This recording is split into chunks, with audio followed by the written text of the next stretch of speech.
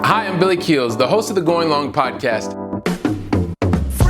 Every week, I'm going to be here interviewing the absolute best in the business as it relates to real asset investing, as well as real Main Street investors. We're going to be having conversations where you can listen in, and that's going to help you to continue on your path to education so that you feel much more comfortable as well as confident in investing long distance. So make sure that you go ahead and subscribe to the channel. Make sure that you're liking it as well, because that way you can get every single episode as soon as it comes out. And by the way, don't forget to leave today's episode a 5-star review. Let's go ahead and listen to today's conversation. Welcome to the Going Long podcast. We're back once again to continue to share tips and strategies that are going to help you to go out and feel much more comfortable and confident so that you can have more control over investing beyond your backyard. I'm your host, Billy Keels. And if you are interested in understanding how you can go from high school band teacher to enjoying the sweet sound of helping others achieve their goals through investing beyond their backyard and locally, then you're really going to enjoy today's episode. You know why? Because today's guest not only has a passion about teaching so much that he started as a high school music director, he's also a syndicator, a designated broker, an asset manager, and he and his wife also are the founders of the Investment Housing Specialist, as well as Global Summit Management. And you know what? He even has a knack for meeting investors while jumping out of planes. It's unbelievable. Today's guest is none other than Mr. Randy Hubbs. Randy, welcome to the show. Hey, thanks for having me, Billy. I am so excited to share this conversation, have the Going Long audience learn from you, from your experience. I just want to jump right in. You ready? Yes, absolutely. Let's go. Okay, fantastic. So, Randy, you know, I live here in Europe. And I always love to know, well, I'm here in Barcelona specifically. And so I always want to start out the show just helping people understand, where are you based in the United States? Sure. I'm way up in the northwest corner in a state called Washington State. So, of course, there's a lot of information right now going on what's happening in Seattle, but that's not where I'm at. I'm clear over on the eastern part of that state, which is not as rainy and green, but more arid and desert. Lots of great water, area called the Tri-Cities, which is one of the big emerging markets in the state, and have lived here all my life, the town of Kennewick. And so there's actually 3 towns. I call them 3 suburbs with no big city, but it's a really nice, we have wineries. We have, I don't know, between here and Yakima, which is about 70 miles away, there's like almost 200 wineries now. So it's definitely a wonderful agriculture. Climate's awesome, and we get all 4 seasons, but it's not too crazy hot, not too crazy cold. So that's where I live. All right. Fantastic. And I think between the state of Washington and Spain, we've both been on the map recently for a lot of wonderful, interesting things. Yeah. Yeah. So Exactly. So thanks for sharing that. Also, Randy, what's the most positive thing that's happened to you in the last 24 hours? Well, let's see. Yesterday was Father's Day, so I was first thing as I was reading my book in the morning, I got a FaceTime message from my wonderful daughter and 2 grandkids who are still laying in bed, and we just had this awesome conversation. So it's one of those precious moments. So that would have to be the top of the list. Okay, fantastic. Well, thank you for sharing that, and happy belated Father's Day as well. So listen, my friend, I want to jump into the conversation. So many things. I've highlighted probably just the tip of the iceberg, but would love for you to help us understand, Randy, more about you, more about your journey, and help as you continue to go out and help others get more benefits through real assets. Help us understand a bit more about your story, please. Sure. It's a long story, but I'll try to keep it short, and because we only have so much time. But yeah, as you mentioned, the high school band director. I was a musician growing up. I was actually going to be an engineer because that's where the money was at the time. And but then I realized I needed to follow something I really was passionate about, and I got the experience to work with others, even when I was at the high school level.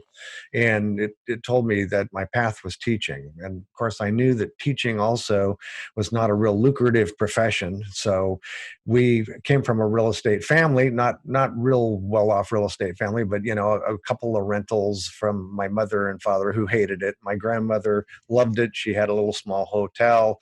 And then I met my wonderful wife, whose father was a realtor, and he had a couple rentals. So we were surrounded by that kind of, mom and pa rental, single family home rental environment. And so in the meantime, I was helping my buddy who owned a carpet store do a bunch of installation when I got back, because I was poor and was getting started in my teaching career. I was getting ready to get started anyway. And he decided to fix up this house that he bought from his aunt and sell it. And so I helped him. We jumped right in and we did this whole thing. And of course, there was no such words as flipping at that time, but it was kind of new and on the cusp. And so we did that. And I went and found my soon-to-be father-in-law and said, "Hey, I want you to find me a home." And sure enough, the very first month of the first year I was teaching, 1979, he calls me, out of the office and out of my teaching job. And he goes, we have a very short time window. There's a great house that's available. And that was the beginning. So I bought my first single family home, my first month of teaching. And we ended up, that was 1979. So if United States history of real estate cycles, the next year was 1980. So after we got it all fixed up, ready to sell, we experienced the market crash. And I already had some people who I was really looking up to, and I saw them get completely wiped out. And so a little bit of lesson learned without me having to learn that lesson. So we ended up having to move into that house. And then so it became, it turned into, we found our next home, and we decided to hang on to this one and rent it out. And thank God, because we, got exposed to what it's like to, do buy and hold. And so we picked up a few more houses. And then in the 1990s, we were so focused on our careers, we weren't going too hard and fast that way. And I'd moved into a college job by that time. And my grandmother died, and she was the real estate person. And so I had a small inheritance because I had taken care of her. It was not a whole lot, but I thought, I want to keep this money alive. And so I started flipping. And that led to, and right after that, I read Rich Dad, Poor Dad and started reading books and realizing that, there's maybe a little bit more to learn here than from how my parents and, grandparents and all this stuff were doing things. And so that kind of started the route. And so we flipped enough properties to where we had enough down payment money to get into our first multifamily. And we got what we call here in the United States Freddie and Fannied out, which is you can only have so many of those homes. Typically right now it's 10 homes per person on this wonderful type of 30-year fixed financing. And so once that went away and our portfolio got big, I had to figure out commercial. And so we really wanted to stay with roofs overhead. We've always found that to be a more stable aspect of real estate. So that's where investment housing specialist comes from. So we went into multifamily investing, got schooled up, got some great mentors, and it's just continued to blow up along the way. And gotten to some wonderful mentors to learn from and meet really cool people like yourself. And it's just been an awesome journey. Of course, we were out of the rat race by the time I was in my early 40s, and so I was able to just teach and enjoy what I was doing in my career without ever having to worry about the money, which really made for an awesome career. So when I finally got business got too big to where I could see that impact my teaching, both Jan and I stepped out and went full-time real estate. Wow. You've given us a lot to unpack, and it all started with you being able to make a decision, or you recognizing, I guess more than anything else, what you said in the very beginning was you could have gone down the track of studying engineering. However, you followed your heart to do something that you really wanted to be able to do. And that is the passion around teaching.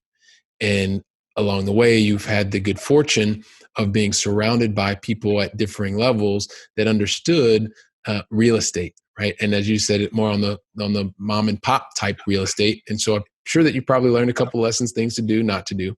And one of the other things that I'm just thinking about, and hopefully each one of you that are watching and listening have just realized that Randy's talked about real estate from the 70s through to present day, and now we're in 2020. So having that unique experience and having seen the different types of cycles that we've gone through in the economies, I really want to be able to unpack some of this. But kind of going back to the family thing, because this is really interesting. What role did that have on you, Randy? Not only your family, but also Jana's family, and those different perspectives that gave you early on in your investing career.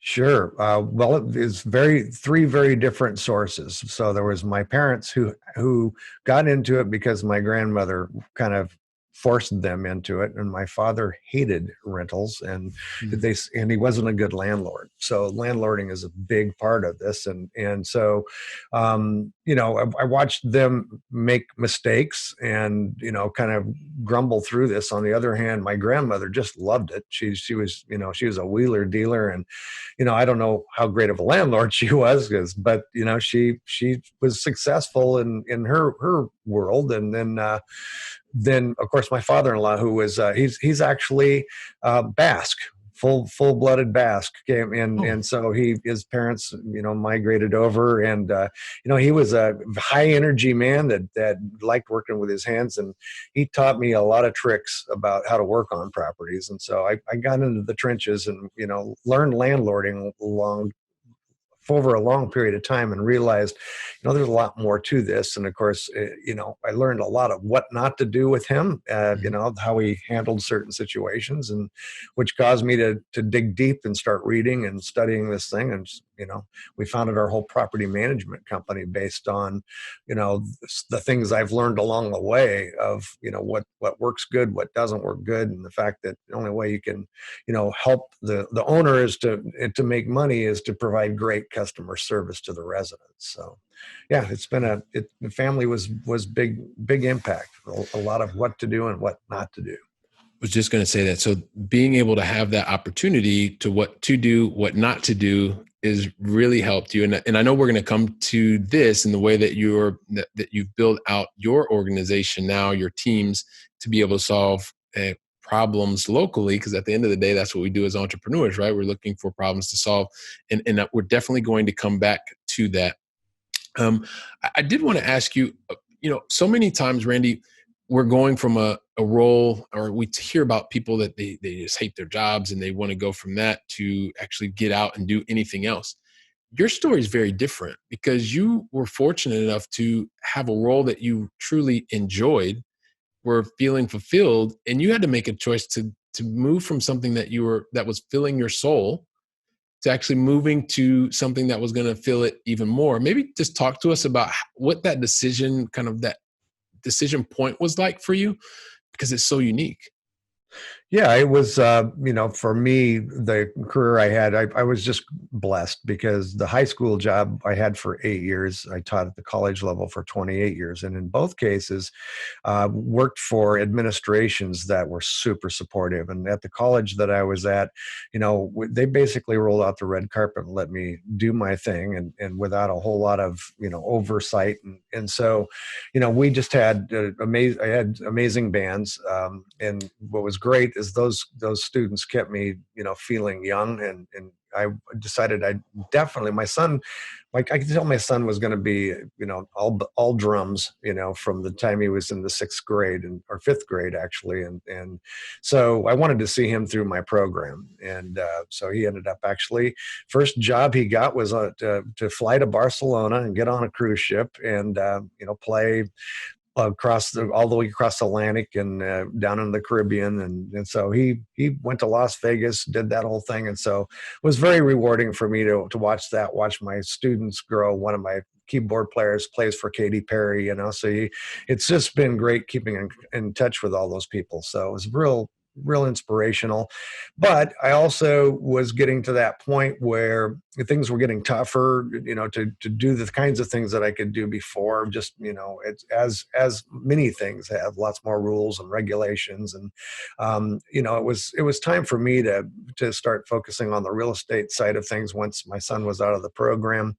And I needed to find someone who could come in and replace me and do a good job. So I stepped kind of into a part-time position and taught online courses for 2 years. And so, so it was a good gradual step out. I didn't want to just leave an empty void, wanted to make sure it took care of it. And so now the guy who followed me is just doing a great job, and it's always fun to go over and still visit. My dean, who's also invested with me, still we go out to lunch all the time. So I've been emeritized at the college, so I still stay in touch with everyone. Fantastic. And it's so great, Randy, to hear the stories when you are in a point where you say, hey, listen, it's time to move on to the next thing. I think about, they were talking about I was watching with my sons not too long ago, the Last Dance, the Michael Jordan, and they were talking about that and being able to see that you set things up for the next generation. And when you're able to look back and see that they're successful because of a lot of the things that you did, and we're able to bring to the high school as well as the university, must fill your heart even to this day. So thank you for sharing that. Appreciate it. Sure. So I guess kind of speaking of solving problems, right? And I talked about, I guess, two of the companies that you founded, but I know that there's a lot more to that. Maybe you could talk to us a little bit about how you help people learn more about real assets, and the way that your company is structured to help people along that journey as they're on the path to understanding more about real assets. Sure. Well, we've started the Investment Housing Specialists as a real estate brokerage, I wanted to help folks. Usually, people get started, they want a single family home rental or a duplex. Up to here in the United States, you can have up to 4 units, which uses the type of financing I mentioned earlier. And so that's still some of the best financing because the risk is real low. We've got super low interest rates right now. And so you can lock that risk, in for 30 years and pay this entire property off and there are cash flowing opportunities depending on what market you're in. Here in our local market, it's a little tougher right now, but I think we're going to see opportunities ahead based on what's going on currently. But the whole idea was to attract people who are interested in learning it into, the smaller, smaller portfolio using that type of financing. And then as they continue to grow and succeed, then we start looking at multifamily. And then some people are just too busy. Like you say in the corporate world, you've got a big job and it's difficult to first of all, there's a lot to being a landlord. There's a lot a lot of moving parts in real estate investing. It's not necessarily an easy thing. And so a lot of people just want to invest passively. And that's how we started the Global Summit Management, was to allow people to be able to invest as a passive investor into larger deals and multifamily properties, resort properties, things like that.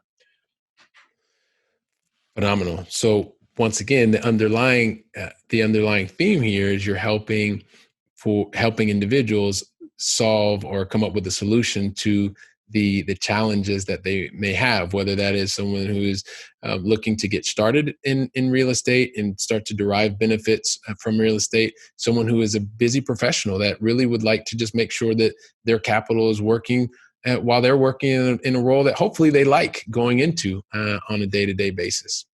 Sure. So, which is great, right? And so I also you talked about the dean was also one of your investors, but I know you do some pretty unique things. And I get the question all the time, like, where do you meet investors? Is there like a special investor store or something like that? And I happen to know, Randy, that you kind of have a secret to this. So if you don't mind sharing with us, what would be one of the secrets to actually finding investors?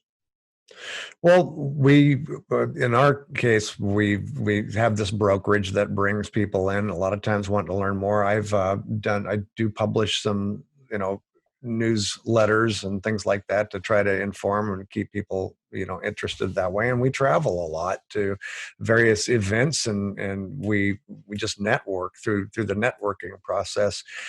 Meet a ton of people, a lot of past people who knew me as the music guy. I was very popular in the community. Now they're seeing me wear this other hat. And so that's intriguing to them. They had no idea that, I'd had this other life. And so that's just it's a combination of all those things. Hopefully that kind of answers that question. It does. And I'm going to even take it a step further, because sometimes we put in our brains that we have to do all of these special things, but you've laid it out really easily. Is you just share your knowledge. You put yourself in the place to be able to meet new people, Mm-hmm. right? Or deepen existing relationships. And it's one of those things where, there is no real secret other than just go out, just do the things that you enjoy doing. Like, for instance, I know you enjoy jumping out of planes, right? And you enjoy teaching. And it's probably no coincidence that you're doing things that you generally love doing anyway. And you just happen to have the opportunity to talk to other people about things that you love doing and could potentially add value to them as well. So would you agree with that? Just kind of keep doing things that you enjoy doing? Absolutely. I mean, like I say, we travel, we scuba dive as well and skydive and love riding motorcycles and water skiing, all those things. But yeah, interestingly enough, in the skydiving world, I've met a number of people, a guy it's amazing the number of real estate investors, mom and pop style, that you meet skydiving. Plus our whole legacy project is special needs housing. And I actually met a provider that helped us get this whole thing launched. And it was another guy who I just jumped with. Matter of fact, I'm going to see him next weekend. Fantastic. And this is a perfect segue. So you're meeting people along the way. I know that you do have a special passion project, and you just alluded to it now. So, but maybe you could tell us a little bit more about this passion project and provide some more light on what it is exactly that you're doing. Sure. Well, it's not just a national problem, it's an international problem. My wife spent her entire career as a special education teacher and mostly as an administrator. And so she saw the issues of bringing kids along that have special needs. And yet when they get through the school system, and they hit age 18 or 21, whatever the choice is there, then they're out in society. And unfortunately, they don't have they've been training them, giving them the tools to cope, how to cook, how to clean, how to, hold some kind of a position, depending on their level of disability. But unfortunately, here in the United States, our Social Security system is what helps provide their financing, and they don't have enough money to be able to actually rent a property based on how property prices are going. And I'm sure in your area that's even worse. And so the parents end up taking care of them until they can no longer do that. And now they're in a crisis situation. And so our whole project has been to provide housing for both children and adults with special needs, and line up the agencies. With my wife's expertise, we're able to, get through to some of these agencies, and she can speak the language. I speak the real estate. She speaks that side of the world. And so now we're bringing lots more. There's a lot more interest. We have people from other states now wanting to, provide that, have the housing, but they just need to be able to then get to the agencies that can provide this types of services. And so our model is rent by the room. So we're actually able to get double market rents of what a normal 5-bedroom home would go for. So it's a multi-family play with single family homes. So the nice part about that is it allows for us to be able to acquire the property at today's prices, still hold long term, and then it's a commercial real estate place. So we bundle a group of homes, and then ultimately go get a commercial financing for that, and then we're able to hold them. Like I say, basically at that point in time, we're renting by the room, not by what the house would normally go for on the rental market. Okay. And so you've been able to combine, once again, there is an opportunity because you have a certain expertise between yourself and your wife, and Mm-hmm. being able to recognize that there is a need, and you're working together to be able to fill this need. And you're also doing that what we like to call here beyond your backyard, right? Not necessarily just where you are. And you're also attracting other people that have a similar passion from states that are outside of Washington.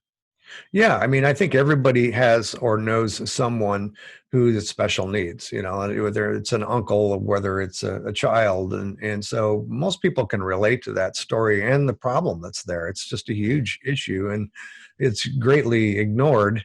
But we're able to, through that message, we're seeing people from coming in. I just spoke to a person yesterday in Billings, Montana, that's got a beautiful home, just perfectly designed, but she can't reach out and talk to these agencies. They can be real guarded on the front side. They want to keep the home kind of anonymous so that these kids, in this case it's children, are not being targeted at the school as you're from that home, that kind of thing. And so it's difficult to crack into that, but she's come up with a system that allows us to be able to find those agencies and then hopefully move them into places. Got another guy in Maryland we're talking with next week and trying to do that in the Baltimore area. Fantastic. So, and this takes us to, right, really the sweet spot of what we talk about here in the Going Along podcast. What are some of the things that you're actually doing, Randy, that allows you to feel comfortable, not just yourself, but also your investors, to be able to invest beyond your backyard? Just help us understand that a bit.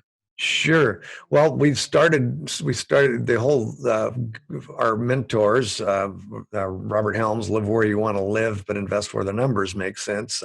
Right here, investing in our own backyard is difficult right now. And so we stepped into that, the Texas market clear back in 2009 after, post crash. And everyone thought we were crazy because real estate was the reason that the bubble was popped, according to everybody. And so everybody had gotten out. We were diving in with as other investors that understood that. But in doing so, we had to learn how to, deal with property management outside of our market. That's your biggest hurdle right there. If you find a good property management company, they will definitely make you money. And then, assembling teams. So I think that's part of the band director in me. I've always been a team guy. And so, we work on assembling teams in other markets that can, facilitate the job so we can manage it from afar. And that's my wife's role. She manages management. So. Okay, fantastic. So once again, coming back to having a clear sense of what it is that you want to be able to, the value you want to be able to derive from the real estate, and then also being able to make sure that you have a team that is aligned with those similar types of goals. And then I guess at the end of the day, it's about making sure that that specific asset is producing the returns. And so you and your wife are able to use your strengths, each one of your superpowers, to be able to derive the value for yourselves and also for your investors. I think that is fantastic. There is actually I want to say a sentence to you, Randy, and really drawing one of the things we talked about before, because you've been fortunate to have seen the value that real estate can add over various decades. And I'd really like your thoughts on what I'm getting ready to say, and kind of what feelings it provokes for you. But for people that you hear say could have, should have, or would have, as it relates to getting involved. Oh, no, actually, you know what? I'm not even going to ask the end of the question. It's just the people that say could have, should have, would have. Yeah, I can definitely talk to that because I had that moment when I was about 10 years old. We were driving out of our town following along the Columbia River, and my parents looked across the river at this house and they said, "Man, we should have bought that house. We could have got that for $14,000." And so they were lamenting as we were in talking the whole way. And then I started hearing adults saying things like this, and it was definitely the coulda, woulda, shoulda. And my father was actually deeded 5 acres on one of the main boulevards where we live, where a Red Lion Hotel now sits. And I was a junior in high school, and he was talking about selling it at that time for $60,000. And I said, "Dad, of course, I didn't know anything. I was just a junior in high school, right? I said, Dad, there's the place just down the road the land sold for $1 million, which is where U.S. Bank now sits, which a good friend of mine that I skydive with is the commercial broker for. And so, yeah. There you go. And I was trying to tell my dad, this land was a horse pasture, and now here sits a nice hotel on that land. And so I just saw so many people saying that all along the way, and I decided very early that I was not going to be that guy. Fantastic. So you'd seen it in your life. It had an impact on you to make you realize that you did not want to be that person, and it's helped to motivate you to take action, which I think is one of the things that is phenomenal. Randy, I guess kind of just to get ready, and we're going to go into what I like to call the going long final three. But before I do that, help us understand when you look now in the next 3 to 5 years. Okay, talk to us about how is your company going to be doing? Who are you going to be helping? Where do you see the next 3 to 5 years? Sure. Well, we still have our multifamily play that we're doing. We have a development, and of course, having gone through the number of crashes that we have, I'm looking at this one, and it's different. They're never the same, and things in the United States right now, a lot of people are kind of have their heads in the sand as far as everything seems to be fine. I mean, we're throwing $3 trillion at this issue, and so there doesn't seem to be the economic impact yet, and because we're not open yet, we haven't seen all of the restaurant failures and business failures that are going to happen because of the kinds of programs that they've put in place. So, I'm not predicting that it's the end of the world by any means, but there's going to be opportunity. We definitely see that. And we also were aware of this. We didn't know it was going to be COVID that would be this, but you and I and the group that we run with have also been talking about things moving ahead and how, there's probably going to be some kind of a reset. And so I think we're definitely going to see opportunity. We are in the midst of building a 96 unit multifamily right here in our own local market. And we've got all the land acquired and we've got all the things moving forward with engineering, but we're not just going to pounce and keep moving forward. We're going to watch real closely and move when the time is right to move. And so looking ahead, we're definitely going to continue to we're definitely looking at how can we position ourselves and be ready to take advantage of what's going to be some great opportunities in real estate. And then, we're starting to really see momentum on our special needs housing. So we're moving forward with that as well. So those are kind of the two lanes that I'm in right now. And, look forward to seeing where that goes. All right. Fantastic. So getting that focus, continuing to focus on the two areas, being aware of what is happening around us in terms of the economy, a lot of the geopolitics that are happening, and at the same time being prepared for when the next opportunities start to present themselves. Yes, so, absolutely. Wow. So I mentioned before, Randy, at a certain point, we got to get to the going long final three. And I think we've come to that point. But the thing is, Randy, I never asked the going long final three unless you tell me that you're ready for me to ask you the going long final three. So my question is, are you ready? I'm ready. All right, perfect. Here we go, Randy. So question number one is, what is your favorite European city, either that you've visited, and I know you're really well traveled, or is still on your bucket list? So you say European city, and I know for me, it's been a long time since I've been to Europe, and we're planning on coming back. But we got a chance to go to a number of places, and I love the history, just everywhere we went, the different cultures and the different histories.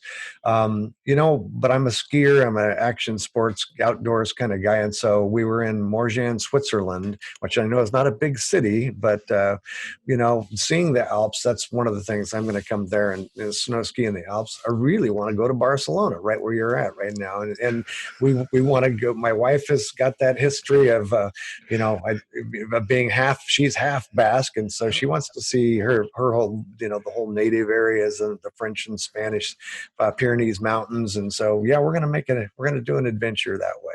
Beautiful, beautiful, beautiful. And listen, let me know when you're on your way over to Barcelona. would love to see you and Jana over here and hang out. So awesome. So next question, Randy, you've experienced lots of success. You're a successful person, which means you've probably had one or two, if I'm going to guess, maybe one or two maximum, mistakes along the way, some challenges. And knowing you, that you have learned from those mistakes. So I guess if you could just think of one thing, one lesson that you've learned that you would pass forward to someone who's aspiring as an investor, what would that one lesson be?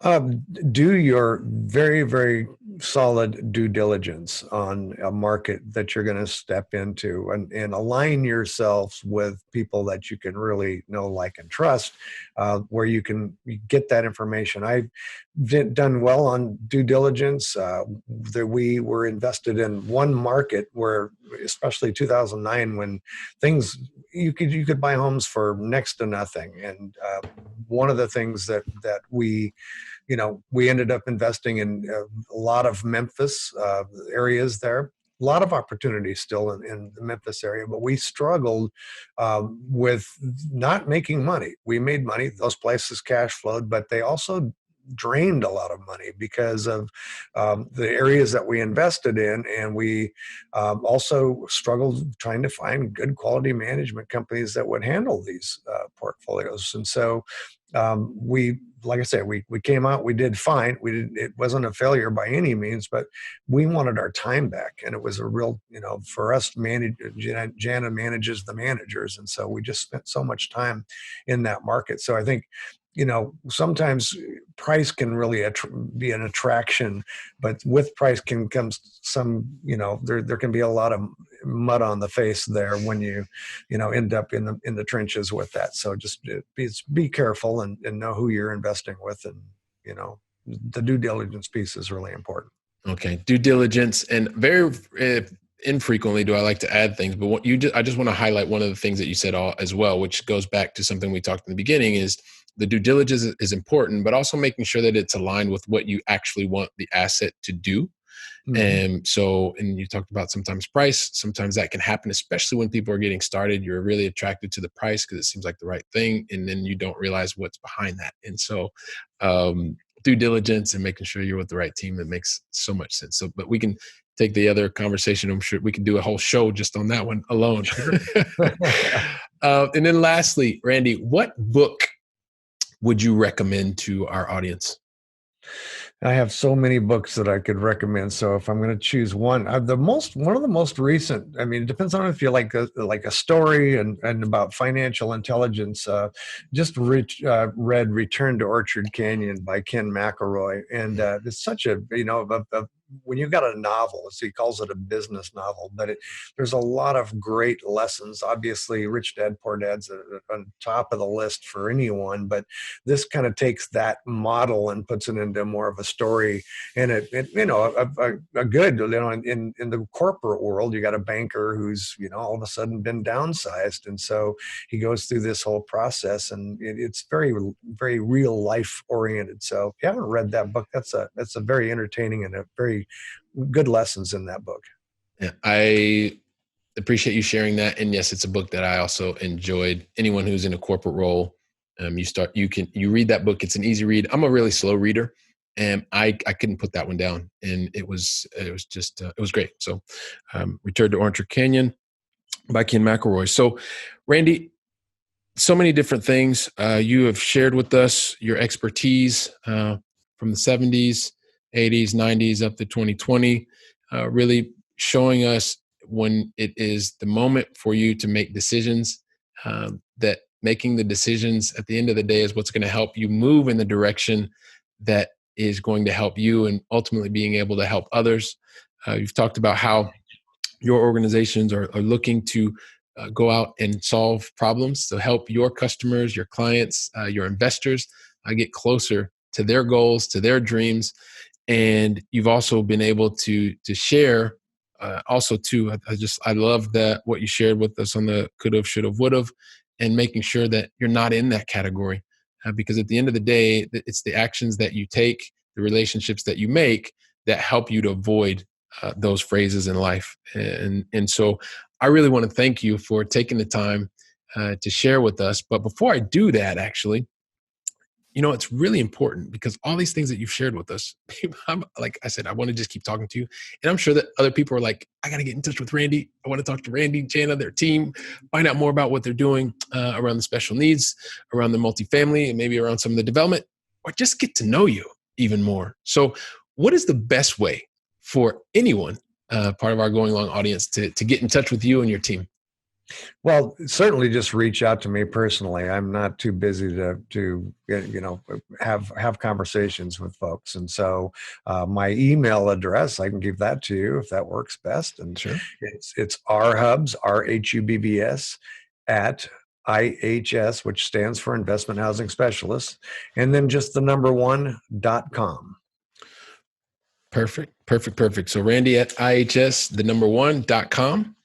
And we'll make our hubs, and I will make sure, our hubs at IHS number 1.com. And we will make sure that your email is there in the show notes. And Randy, thank you so much. I really appreciate you taking the time to be here to share your insights, your expertise with us. It's definitely been a value add, and thinking about things that we can talk about on our next conversation with the Going Long audience. Thank you very much. Oh, you bet. And thank you for having me. All right. Awesome. So listen, everybody, Randy Hubbs was here sharing his knowledge, sharing his goodness with us. I want to thank you as a Going Long audience for being a part of this as we're getting started on this journey. I want to ask you also, too, to go out and at least share the episode with another 2 or 3 friends. I'm sure that Randy's talked about things that that someone can benefit from. So I'd love to build our community with other like-minded people. This is the part where you get to help our community grow in exactly that right way. We'd love to also have your written reviews on the feedback that we've been able to talk about today, the expertise that Randy shared with us. 5-star reviews, of course, are always interesting and welcome, but definitely a written review would be great. Once again, I'm looking forward to welcoming you back on the very next conversation.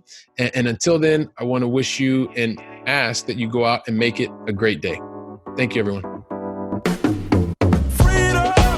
Wow. Don't you love hearing from top-notch experts in the field? When I was getting started, I really wish that I would have had access to such experts. And even more, I wish they would have given me like a really simple list of things to follow so that I could have gotten to my goals much faster and been much happier even sooner. So that's why I've created for you the 7 things that you should avoid in order to be successful in long-distance investing. And you can pick that up really easily by going to billykeels.com/7 things to avoid. And also, if you liked today's episode, don't forget to leave a 5-star review. I'm looking forward to seeing you on our very next episode, so go out and make it a great day.